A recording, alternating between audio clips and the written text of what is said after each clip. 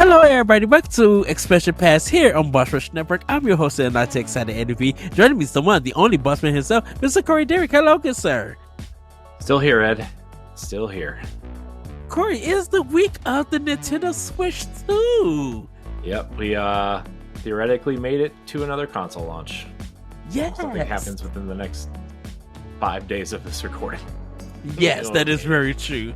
And apparently whatever's happening outside of your house, you might not make it past the night. No. Oh, that is super true. I'm trying to get the Taco Bell after the recording so I can get something to eat. Ooh, I had Taco Bell today. It was very good. Yes. Delish. I might get like a Katina chicken bowl and shake it up and just eat it. But who knows? Taco Bell's been having some bomb like meals lately. I'm like, ooh, this is good. But Corey, nope. No. Corey, so we did the launch series for all these Nintendo consoles and handhelds, and everybody, we're going to end it with our final one, of course, of the Nintendo Switch. This was released on March 3rd, and man, what it's I think it's kind of one of the biggest lists, but one particular game kind of helped sell the system. Obviously that was the game that people were waiting on, right? Yes.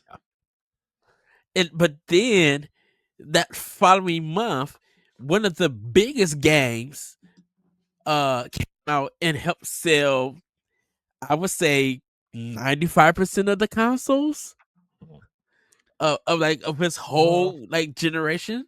I mean, the attach rate is 2-1, so or 1-2 to 1, 1-2. Yeah, I don't know.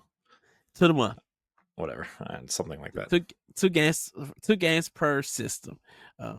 It could, and actually it could have been more depending on like what year people got it. So, sorry about that, everybody.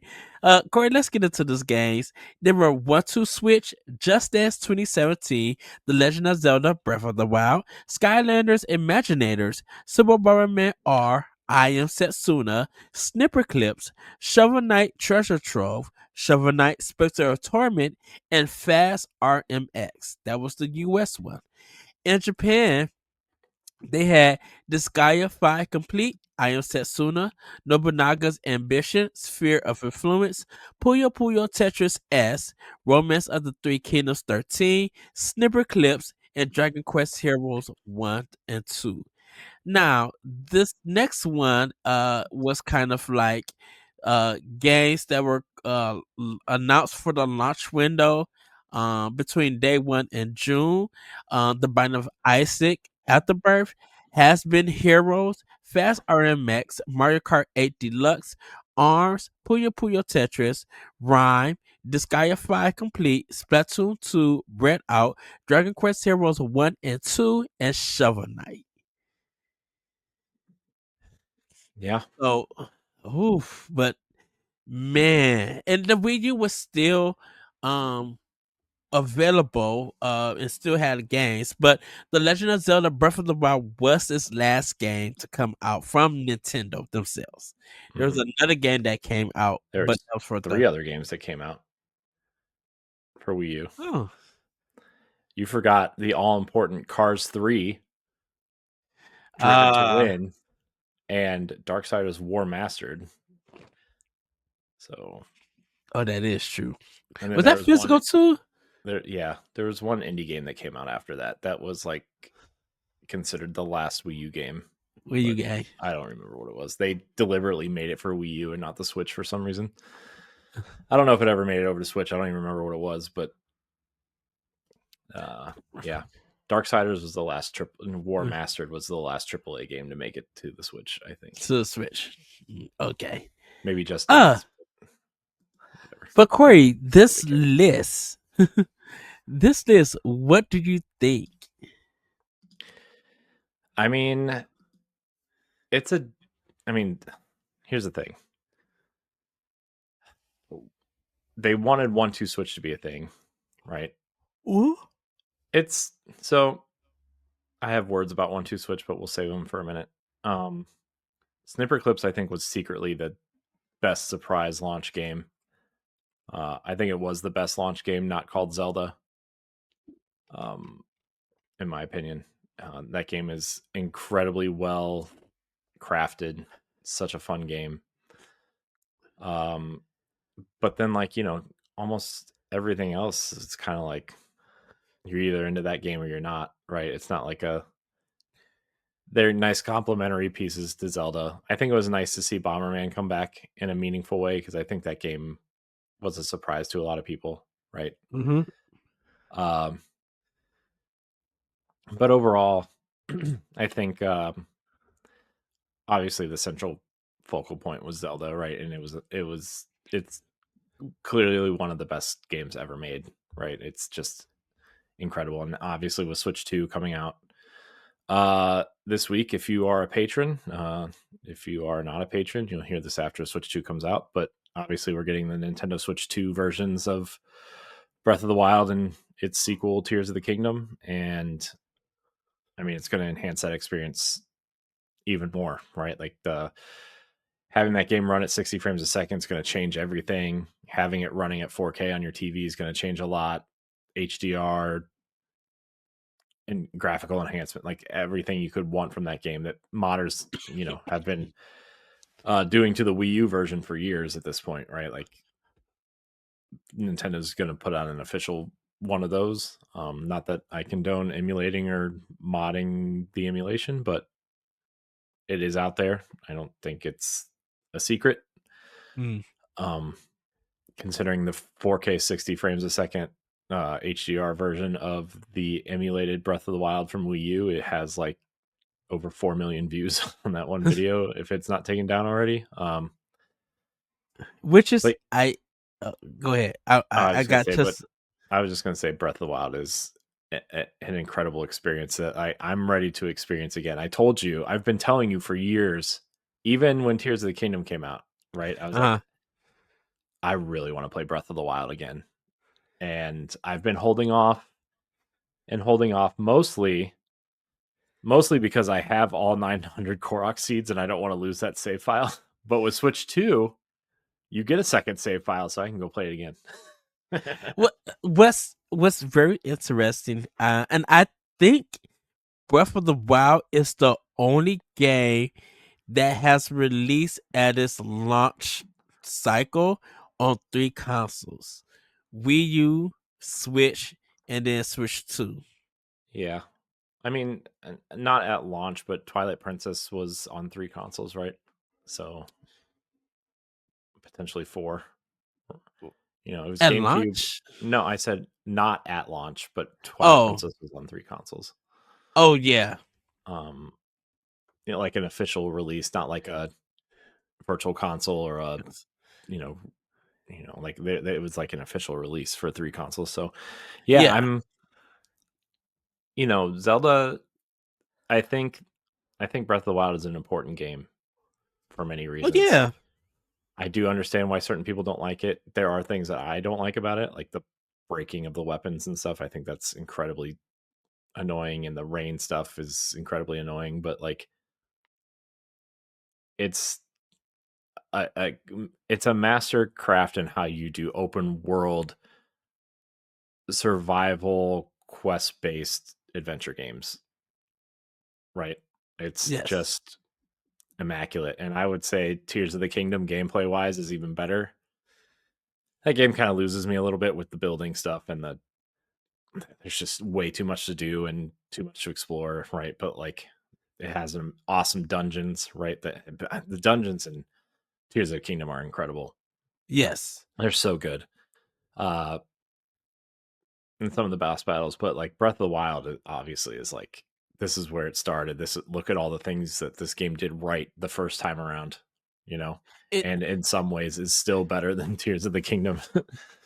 I mean, it kind of like redefined open world games, and like I said, like Tears of the Kingdom and Breath of the Wild, those are scientific games because you're dealing with physics, you're dealing with engineering, being that creative and um trying to figure out ways on how to get places when you don't think that you're not equipped. But with the use of science and some critical thinking, you could get anywhere with the right items and um the right preparations and stuff. So I kind of felt like definitely where Tears of the Kingdom was more physics based. No, sorry. I mean Breath of the Wild is more physics based, and Tears of the Kingdom is more engineer based in a sense. But they both kind of feel like scientific games, um, in a sense. And I think once we see these upgrades and people get into their hands, I think both will be playing both games more, um, and stuff, and exploring the world and everything. Yeah. Uh, It's an immaculate piece of software. You got to give Nintendo credit for not leaving that on the Wii U, right? Like, yeah, I think actually delaying it allowed them to polish the game a little bit more, and launching it with a new console was one of the smartest decisions I think they've ever made, right? and they said they was. Especially, Well, oh, I go think ahead. they said they only had like 6 months or something, 6 or 8 months or something, to get it ported. Yeah, and that's why there was a lot of stability patches afterwards, right? Like there was a lot Yeah. because it was optimized for the Wii U, right? To run at that, Yes. you know, I think it was only set to run at 720p at 30 frames a second on the Wii U, and I think a lot of people still, if you're a frame rate person, I think a lot of people still prefer the Wii U version over the Switch version in terms of just the smoothest of the gameplay, but Hmm. overall, like, obviously the Switch 2 is going to be the best place to play it now, but um, regardless, smartest decision they've made Yes. since packing Wii Sports in with the Wii, right? Like that's the other thing. That was the other smart decision they made. Man, another game that surprised me just on this list was Super Bomberman R. Dude, that mug was selling. Like it became one of the games that people just had to have. Um, Yeah. and I'm just like, y'all picking up a Bomberman game from Konami? Like Mhm. Bomberman been popular, but like niche popular. Mhm. This one blew up. I'm like, it wasn't even Yeah. on PlayStation or Xbox or anything. But it was selling hotcakes on Switch. Yeah. Well, I told you, like my brother-in-law, right? Like he bought the Switch for Bomberman and Street Fighter. He didn't buy it for Zelda, right? I mean, he ended up getting Zelda, right? But like, Uh-huh. it just shows you like the different perspectives and of how people play games or remember playing games or what they're nostalgic for or whatever, right? Like, I mean, they're not huge gamers, but they play games. Like they play. I mean, my nephews are huge gamers, but Hmm. they aren't. And he was drawn to Street Fighter and Bomberman, and Bomberman was really interesting. Um, not an amazing game, but a nice surprise. So Yeah, and you mentioned snipper clips, man. yeah, an immaculately made video game. What an awesome video game Snipper Clips is. If you have not played Snipper Clips, use this launch to try it out with a friend. Like seriously, get Snipper Clips and try it with a friend or your partner or a family get together, a friend party or whatever. Like this game is, this is the game they should have showed off at the Karen rooftop party when they launched the system, right? Like that. It's really that good. That's the game you should be showing off, not no. I mean, whatever. 1-2 switch is fine, but you know what I'm saying. So, Corey, Nope. No. yes. So, you know, Skylanders Imaginators, Just Dance, Iron Setsunas, Shovel Knight, Fast RMX. They were like good additions for it. But April. And we're going to the next one because this is when the system really popped off. So we have Lego City Undercover that released on April 4th in the US. Has Been Heroes released actually later because it didn't come out to um America just yet. Yeah, it Um was delayed, I Room, think. Room in the Night Sky. This is the eShop released on April 5th. This is that witch on that broom Hmm. game. Uh my favorite, Graceful Explosion Machine, released on April 6th. Oh, love that game still to today. Even when I was just man, even when I'm just like got time to spare and I'm with my Switch, I'll load it up and just go to town with it and have that arcade experience. If I have to hear the name Graceful Explosion Machine or Just Shapes and Beats come out of your mouth one more time. If I had $1 for every time you mentioned those games on this podcast, I would retire. You want to take no money? What? You said for every you said for every dollar. Yeah, if you for every time you said that, I would get $1 and I would retire Yeah. because you've talked about them so much. Oh, oh Never wow. mind. If I have to explain the joke, it's not funny. Well, what about Mr. Shiffy? Explain that. Why you have that on your Switch? Mr. Shifty was awesome. Because that came So on April was 13th. so were games like Snake Pass and Blossom Tales and Oh yeah, that was good. what was that other kind of Super Meat Boy game, but not really. I think it came out later though. The End is Nigh, The end is right? That nigh. came out a Yeah. little bit later. Yeah. Jackbox Party 3 came released on April 13th. Wonder Boy, The Dragon's Trap was on April 18th. Puyo Puyo Tetris was the 25th here in America. Kamiko was April 27th, and Mario Kart 8 Deluxe was April 28th. Now, Kamiko was a really interesting game because it was Because it was five $5. dollars. It was $5, but when people found out on how to buy Japanese games from their American Switch, um, and the system was reaching free, uh, a lot of Japanese developers were making like good money from the purchases for here from America, while also having good sales numbers in Japan. Well, Like, and that became they a also big got thing. games. They also got games that we didn't, right? Like they got that Yes, Dragon Quest Muso game that people wanted here and never came out, right? Um, yes. I think they obviously got Dragon Quest Builders first, which we didn't know if that was going to come over or not. So like there was a lot of games that they got that we just didn't, or we got way later. Mhm. That was the thing with I Am Setsuna on PlayStation, right? Is that game came out in Japan and then people wanted it. Right, because it came out for Japan. Uh, Right, at that time. right. Uh, and then if we go to June, we had Collection of Mana that was in Japan. That one came later. Shantae Half Genie Hero, Cars 3 Driven to Win was here in America. Mighty Gun Vault was eShop June 15th.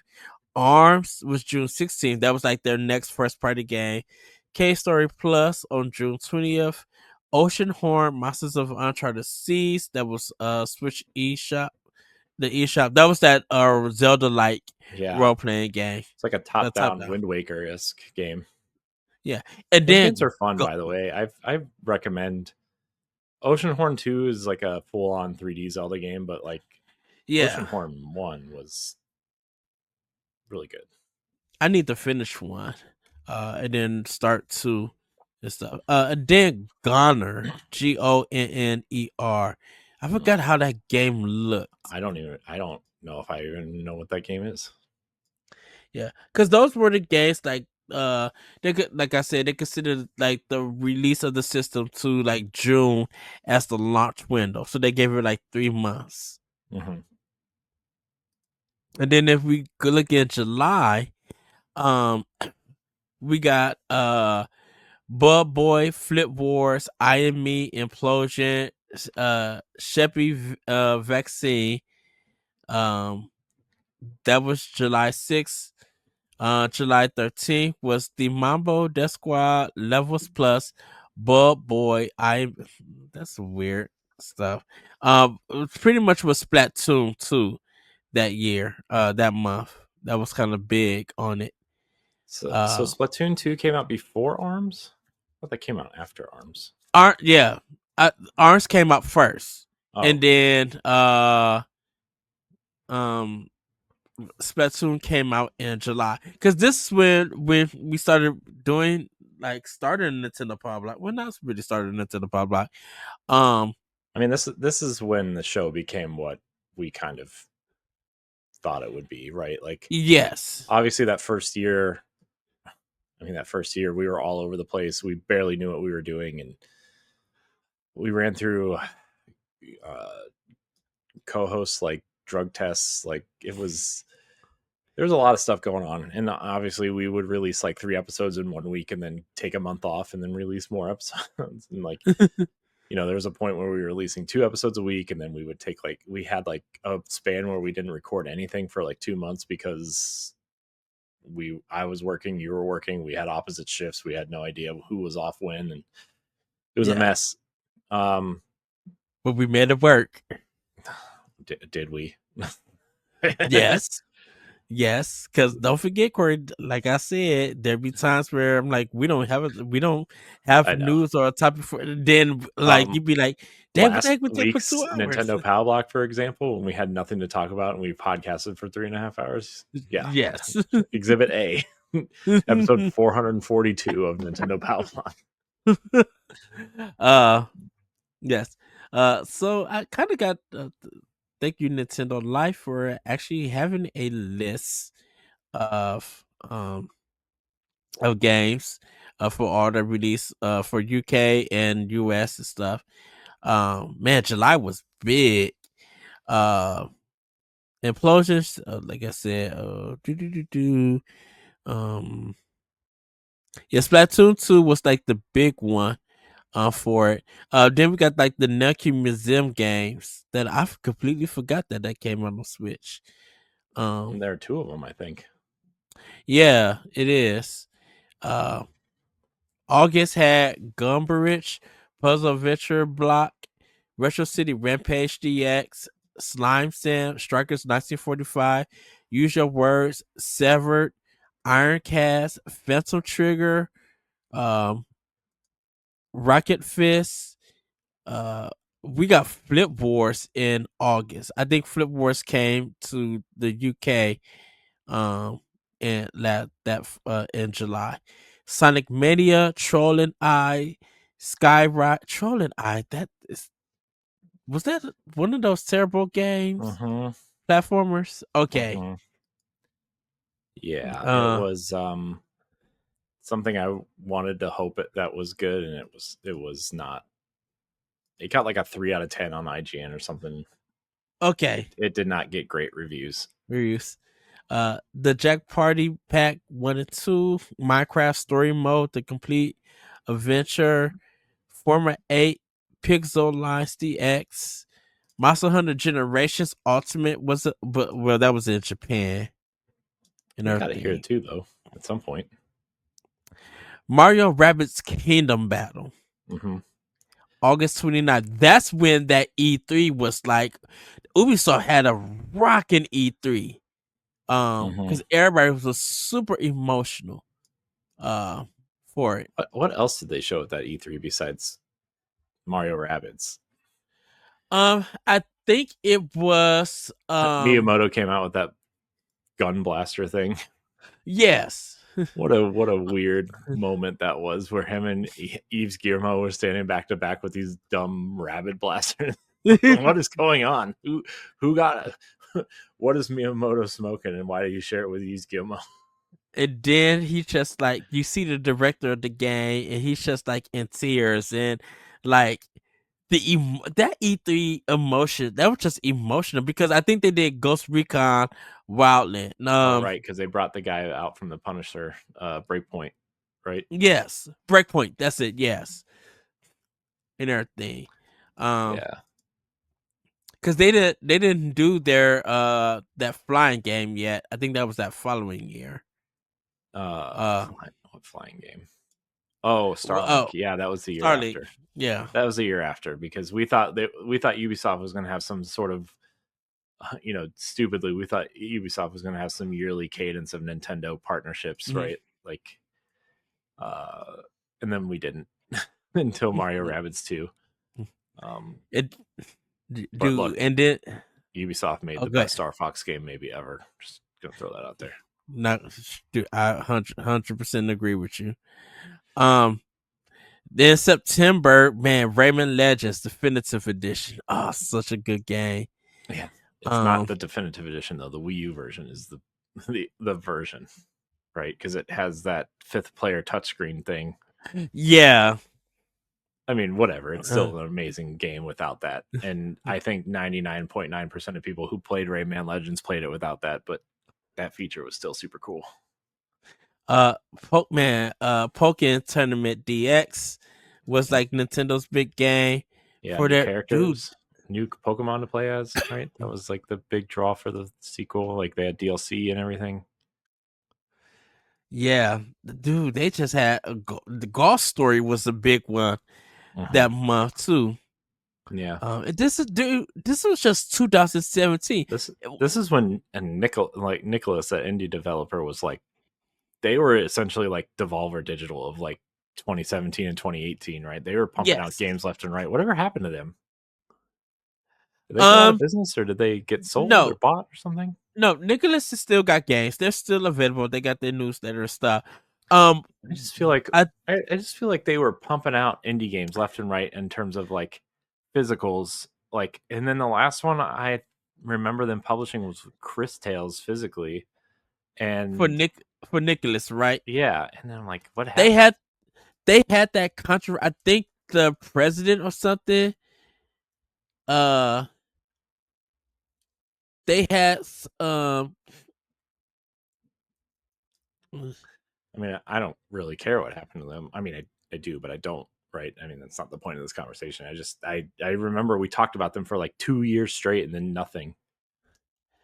Yeah. Because it was like Cave Story, Golf Story, um, Chris Tales. I think Indivisible they published, right? Um, I don't know, a bunch of like cool, weird indie games they were publishing, and then they just Okay. disappeared. They So published a weird fighting um. game. I don't know. Anyways, continue. Sorry. Yeah. They Just didn't know let's if you knew off the see. top Their of your head. last game was 2022, The Legend of Bumbo. Okay, so they are not really around anymore. Oh, okay. So, on September 29th, Kotaku editor Jason Schreier posted a lengthy article compiled for interviews with anonymous internal employees of Nicholas and external developers that have used the company related to the management of the company, particularly to its CEO Tyrone Rodriguez. The investigation was spurred by observations from players of brief conflicts between Nicholas and their developers across social media in the year prior. The report asserted that Rodriguez was controlling and exploitative of his employees and encouraged a racist atmosphere within the company. External developers also stated that they felt Nicholas engaged in ghosting.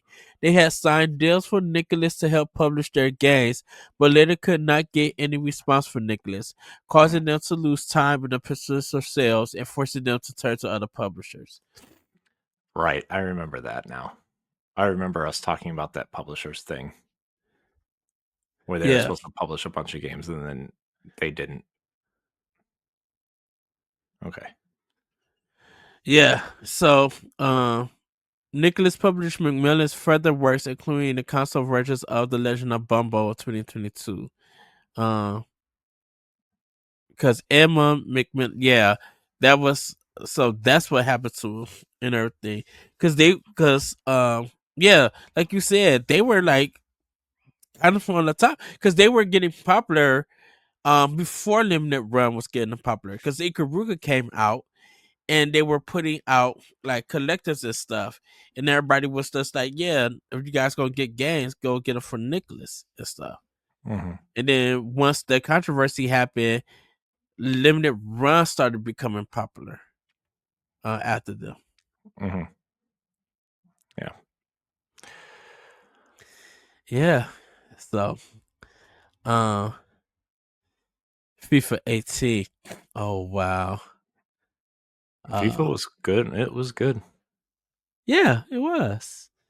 And then October, we have Oxenfree, Stardew Valley.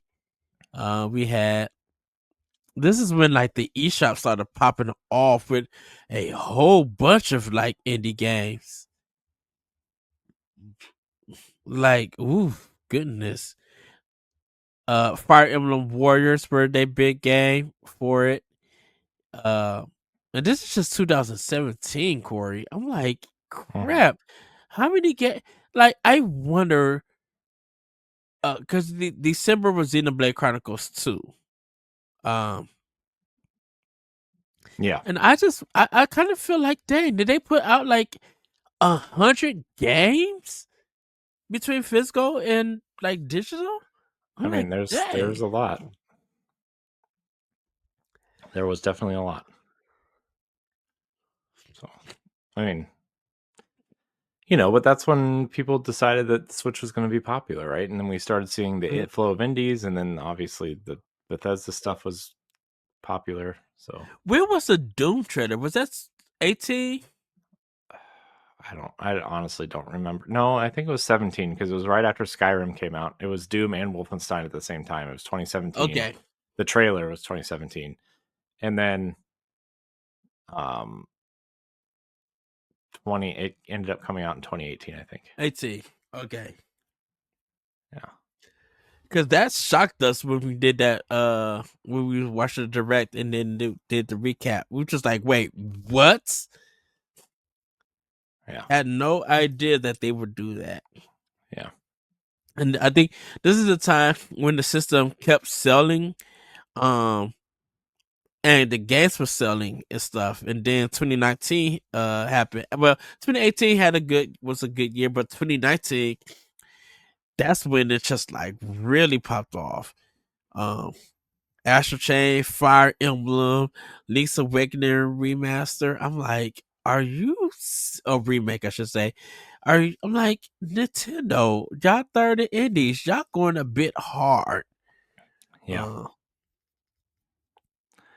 Yeah. I mean that the Switch became the indie system, right? huh. So I mean But then it that's I mean, there were definitely third-party games on the system, right? But I mean, I think the Switch, especially like towards the middle of the first year, right, really became Nintendo first party plus indies, right? You got a mainline Zelda and Mario game in the same year. We got the surprise of mhm. Xenoblade Chronicles 2 and Mario Rabbids was a surprise, right? We got Mario Kart with a new battle mode, which I think a lot of people forget, um, and new characters. We saw, a new IP in Arms. Like we got a lot from Nintendo that first year, right? We got a Yeah. lot from Nintendo. Um, and then the indies start. Like we got uh, um, Shovel Knight's DLC started popping over, right? Obviously Treasure Trove had come out or was coming out to Switch, but definitely Hmm. Spectre of Torment is the best campaign in that entire thing, right? So that was a big boon. I mean, remember the whole Axiom Verge fiasco with one with um that was interesting. Yeah, that um was fun. was it? Are you sure? It Ooh, wasn't your we fault had though, to. to be honest. Like um anyways, that was World 1 kind of had some news on it that wasn't supposed to come out, and then they tried to cover Nintendo tried or what they tried to cover it up. Anyways, not important to this conversation. Axiom Verge and Hyperlight Drifter ended up coming over, right? And I think Hyperlight Drifter was later, but um, and then we started getting stuff like The End Is Nigh, and Super Meat Boy ended up coming over, and it was just a really interesting time for a lot of games. Like I said, Blossom Tale was an awesome kind of Zelda-like that was Mm-hmm. really surprising. Snake Pass was a really interesting concept. I mean, not an amazing game, but an interesting concept. Mr. Shifty was pretty awesome, aside from like performance issues at launch. It was a great, that first year was just a really memorable year. It's one of the best years in gaming, period, let alone a launch year for a console. Yeah, and it changed everybody's perception of playing games at home and playing games on the go with just taking it off your system and then cutting it on your screen and you continue playing. Not and even if you left the house and had no online capabilities, you were still just able to play your game as long as it was installed or the cartridge was in. Like you didn't have to wait for anything. Um, Yeah. and like people were beating a lot of games because they were always on the go. Yeah, and like that first year, like I mean, FIFA and NBA 2K that first year, and NBA 2K since then, right, has really been on the Switch every year. Yes. Um, FIFA, whatever, we went through that. Anyways, technically was there every year, but it was literally paying $40 or $50 for a roster update until FC changed over, right? So, but NBA 2K was awesome on Switch, and then obviously we started getting the show, right? Yes. MLB The Show from PlayStation, and now we're gonna get Madden supposedly on the Switch too, and I really loved that first year of the Switch. I couldn't put it down. Like the only reason why I would put it down was for like Destiny stuff, right? Because Destiny 2 came out that year too. Yeah, I mean Switch launch year was incredible. It was one of the best gaming years ever, maybe. So, and then we got a Zelda game every year, right? Since launch, like, and then we pretty much have like I would say 85% of the whole Zelda series on the system. Besides the handheld was. So there are 5 games missing from the Zelda series. So 6-ish, I guess. There's obviously the 2 HD ports of Wind Waker and Twilight Princess, but let's see, A Link Between Worlds, Phantom Hourglass, Spirit Tracks, Triforce Heroes. Is that it? You said Link Between Worlds, right? Link Between Worlds, Triforce Heroes, Spirit Tracks, Phantom Hourglass, Wind Waker, and Twilight Princess. So all the games that are missing. And Wind Waker is coming in SO, so I mean, technically, yes, on Switch 2. On Switch 2, yeah. But for Switch 1, yeah, about 80% of it, because we have Link 1 and 2, Link to the Past. We have both N64 games. Yeah, we have all the Game Boy games. We have the Game Boy Advance games. We have Skyward Sword from Wii. We have, of course, Breath of the Wild and Tears of the Kingdom. Yeah. It's just, unless you want to count the 3D versions of Ocarina and Majora's Mask, but they are playable on the system, so. True. So like that's pretty much it. In reality, because we kind of have that same go from like we have the full. Even if we look at Metroid, the only ones that we really missing is Metroid Other M, Prime 2 and 3. But everything else, Metroid, right, and the pinball one, and Federation Force. Federation Force, that's right. A game that I really liked, but nobody else did apparently. Great concept, wrong console. Dude, if that Yes, game came yes. out now, people would eat it up. I'm telling Oh you. heck yeah, 100%. Especially now that we've gotten what 3 Metroid games since then and one on the way, right? Like, Mm-hmm. anyways, sorry, I'm still Nope, nope, salty about nope. that game. I really liked that game. And like yeah, because we got most of even with Mario, we got most of his console and handheld games. Besides New Super Mario Brothers, New Super Mario Brothers Wii, and but we got the Wii U Deluxe stuff. You think So we'll get a new Super Mario Brothers collection at some point, I think so. Yes. like like for the anniversary or whatever of Mm-hmm. either that first game or like the 40th anniversary of Mario, which is I sooner than later. I think that's something we'll probably get next March.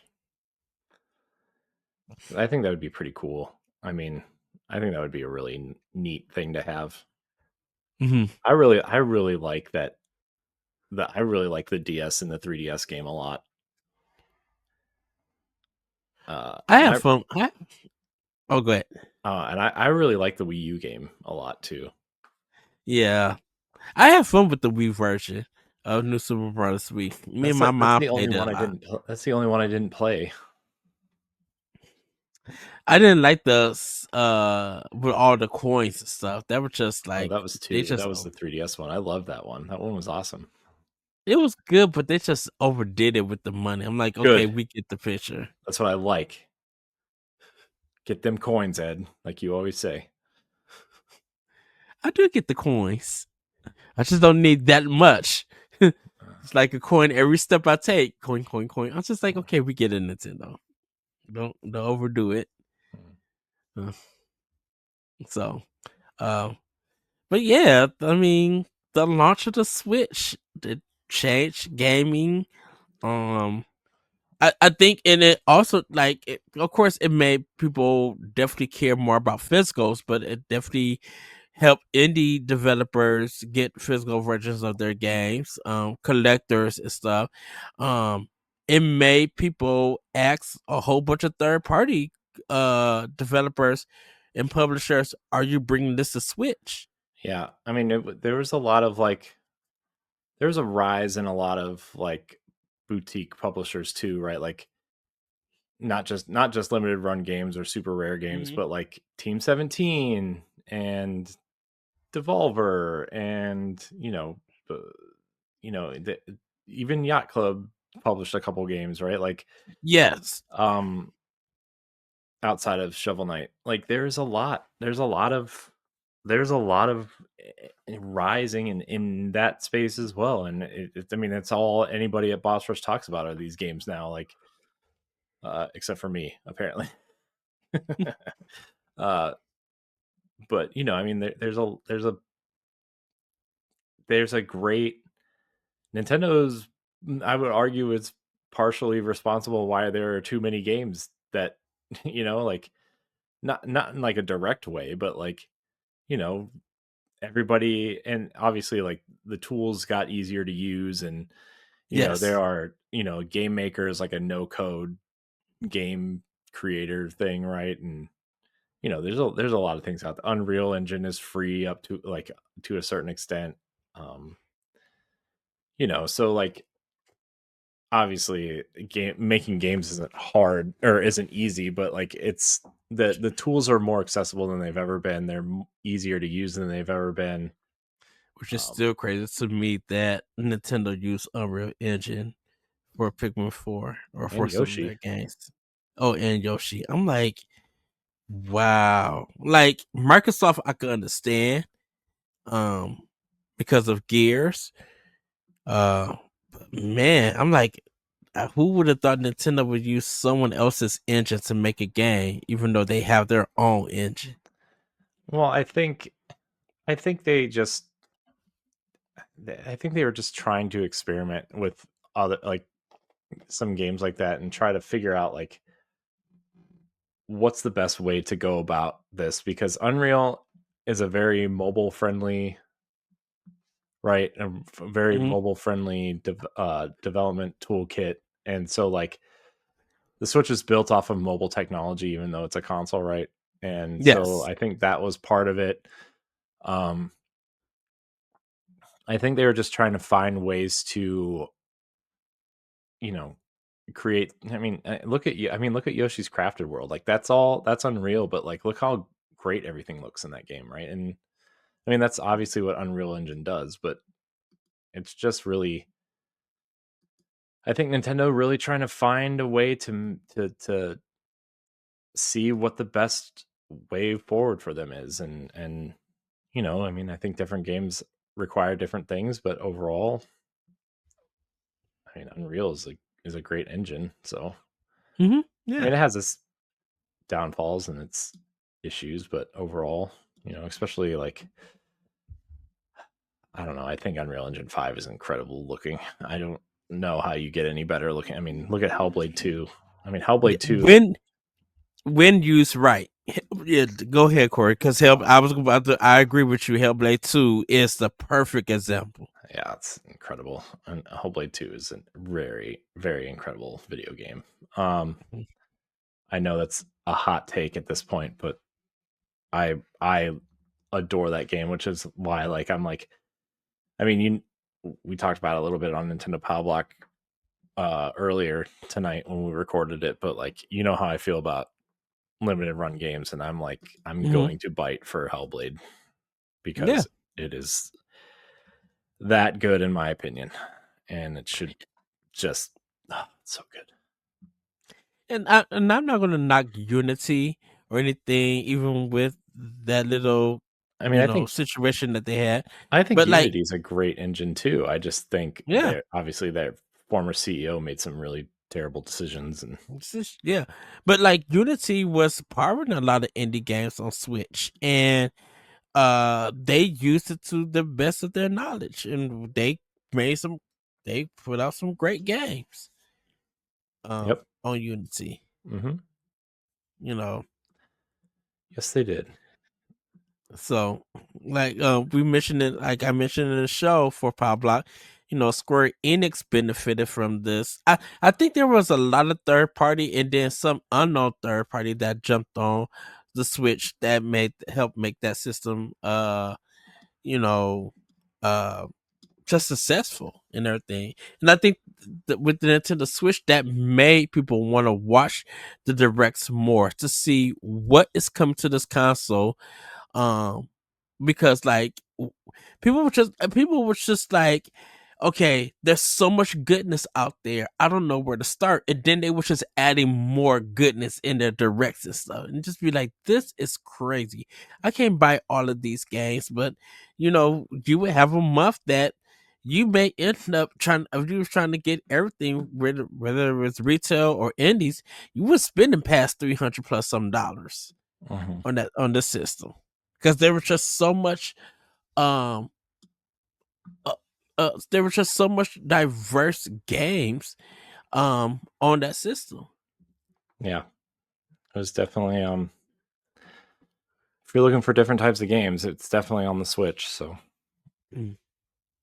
you know, And then when they finally added the Bluetooth headset stuff, to me that was a big changer. To me, I was like, "Ooh, I could play my system with my headphones without having a cord." Yes, yeah, but now people are excited to play Switch 2 with the Pro controller because it has a headphone jack. I'm like, really? that would be me.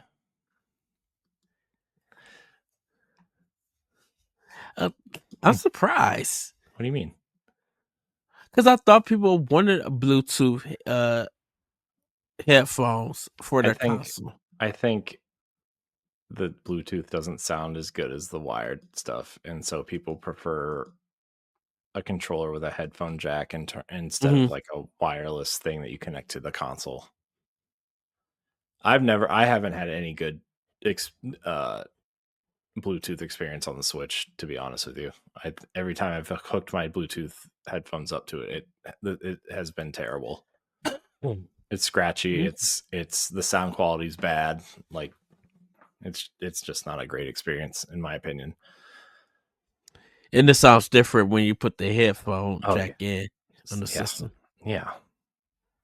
Okay. So I don't know. Switch is a great console. It is. Obviously 158.6 million people agree with us. So, or I don't know. There's some of us have 3 Switches in our house. So I don't know. I Maybe own 3. maybe 110 million.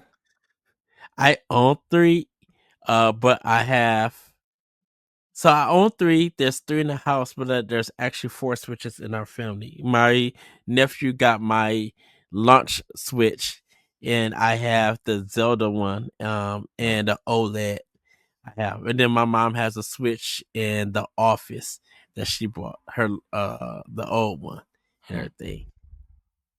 So,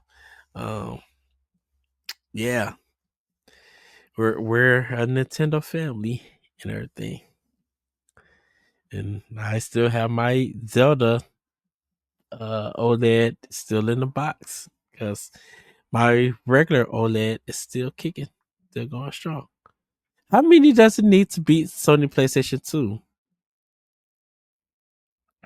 I don't know. I mean, the PlayStation 2's number right now is at 160 million. So, Oh, I mean, they could probably pass it in the next 2 or 3 years, I would assume, because this console's gonna have legs in other markets like South America and Africa, where like import tariffs and import taxes are skyrocketing, right? Like mm-hmm. they're just incredibly high, and these can sell over there, and you know, depending on if China opens up their ban on consoles again, again, like they might sell more units over there, depending. So it could have been more, like, I mean, like the console. I mean, they don't do business in like Russia or places like that, right? So, Yeah. I don't know. It could. We'll see. Switch has. I think the Switch has at least 2 years before it truly dies. And Switch 2 becomes the system. Mm-hmm. Well, I mean, the Switch 2 is going to be the system by the holiday, but like, Oh, yeah. I mean, look, the 3DS gimped along for a year and a half on ports, right? So, And they were somehow still beating Xbox Series in Japan. I know they still are. That's just crazy. Is it though? I mean, look at Xbox. Every quarter they report like 20 or 30% console sales like are down everywhere. So like, what are they selling? Like 3 consoles a month? Like it can't get any lower, I feel like. Pretty much, yeah. And then they go and raise the prices because they're, we're not selling enough consoles. Let's charge more. Right. Great business strategy from a company, a $1 trillion company like Microsoft, right? So can't eat that $12 on your console. Anyways, not to harp on Microsoft, but their whole strategy is just dumb. Bunkers. It's I don't understand. Like, I mean, in theory, I understand what they're doing, and it makes sense for them. But like, come out and say it. Just say it. Just do it already. Rip the Band-Aid off. Nobody wants this like slow duct tape rip off the forearm. Okay, we want just rip it off. Anyways, get me out of here. I want to go home. All right, everybody. That's going to be it for Expansion Pass. That's it for our Nintendo launch lineup. You can check maybe us we'll do out. maybe we'll do an episode episode on the Switch 2 launch lineup in like a month or so. Once we once you get it and we talk, at some point we'll do one on the Switch 2 launch. Yes. And talk about all these great new games like Cyberpunk and Street Fighter 6. Yes, and like I said, everybody, we didn't do virtual console because not virtual boy because we didn't have it, and there's just not enough games. That's not. I had one at one point. I don't have one now. There was 13 games released here for that thing We could have covered that in like 10 minutes. It's fine. This. I never played them. Yeah, They I don't look really like care. this. I don't really care about the Virtual Boy. I'm not gonna lie to you. I would like to own one So, just to own one, but I don't really care about it. yes. So with that, everybody, have a great week. Have a great weekend. If you got a Nintendo Switch 2, congratulations. I hope you're gaming. Those who are waiting, like me, we'll definitely be able to get one soon enough and play the great games that's coming to this console. With that, everybody, have a great week. Have a great weekend. And we'll see you next time on Expansion Pass. Bye, everybody. Goodbye.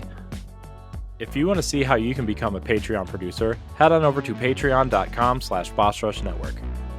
The Patreon producers for this month are Adriel Munger, Austin Campbell, Celeste Roberts, Sana Dirrig, Francisco Santillan, Matthew Keel, Retro Stoy, and Christian S. Thanks for your continued support of the Boss Rush Network.